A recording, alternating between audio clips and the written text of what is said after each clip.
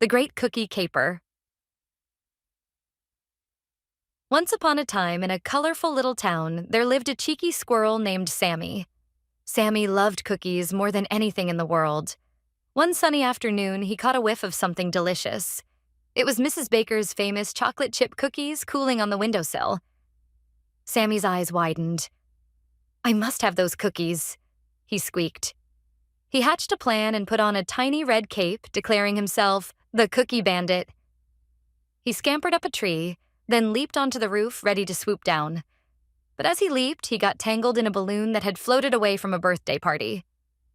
"Oh no, not like this," he squeaked, floating up instead of down. Meanwhile, Mrs. Baker spotted Sammy in the sky. "Well, look at that, a flying squirrel," she laughed, waving her rolling pin. Sammy, still tangled, shouted, "I'm not flying, I'm just practicing." Finally, the balloon popped, and Sammy tumbled down into a big pile of leaves. Covered in leaves and a bit dizzy, he looked up to see Mrs. Baker chuckling. "Since you put on such a show, how about a cookie?"